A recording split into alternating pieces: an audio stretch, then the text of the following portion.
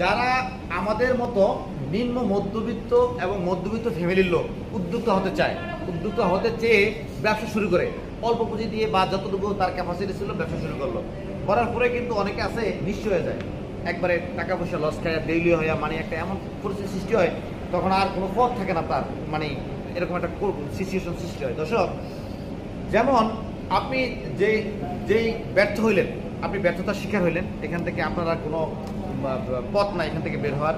এইখানে যদি আপনি চান যে এইখান থেকে শিক্ষা গ্রহণ করে এই ব্যর্থতা থেকে কি জন্য আপনি ব্যর্থ হয়েছেন, কি কি কারণে আপনি ব্যর্থ হয়েছেন, এই ব্যর্থতা হওয়ার কারণে আপনার কিন্তু বিশাল ফ্যাসিলিটি এখানে সৃষ্টি হবে। কেমন জানেন, যে লোক ব্যর্থ হয় সে কিন্তু অনেক কিছু দেখে, অনেক মানুষের আচরণ, আত্মীয় স্বজনের আচরণ, দুনিয়াটা কেমন, মানুষের যাদের সাথে বিজনেস করছে তারা কেমন, এবং আপনার পারিপার্শ্বিক সব কিছু কিন্তু সে সহজে বুঝতে পারে যে ব্যর্থ হয়।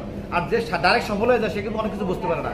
আমি মনে করি যে লোকটা ব্যর্থ হয়েছে, এই লোকটা ঘুরে দাঁড়াইলে যদি তার মানে ইচ্ছা শক্তি দিয়ে প্রচন্ড রকমের যে না আমি ঘুরে দাঁড়াবোই ইনশাল্লাহ, এটা হোক পরিশ্রম করে আমার মাথার কাম পায়ে ফেলিয়ে আমি লেবারি করে টাকা আর্নিং করে আমি আবার ব্যবসা শুরু করবো, এরকম মোটিভ যদি তার থাকে সে কিন্তু সহজে প্রতিষ্ঠিত হতে পারবে। কেন জানেন, সে কিন্তু সব দেখছে, মানুষের রূপ, তারা যাদের সাথে ব্যবসা করে তাদের রূপ, তার আত্মীয় স্বজনের রূপ, তার ফ্যামিলির রূপ, টোটাল একটা রূপ কিন্তু তার দেখা শেষ।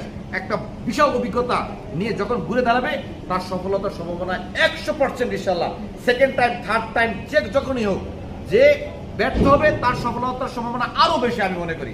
সবাই ভালো থাকবেন। আমরা প্রায় মেশিনারি উদ্যোক্তা লেভেলের বিভিন্ন মেশিনারি নিয়ে কাজ করি, বিভিন্ন কাজের উপরে প্রশিক্ষণ দিয়ে থাকি। আমাদের থেকে বিভিন্ন মেশিনারি সংগ্রহ করে আপনি উদ্যোক্তা হতে পারেন, আমাদের প্রতিষ্ঠানে একদিন ভিজিট করতে পারেন। সবাই ভালো থাকবেন। আসসালাম।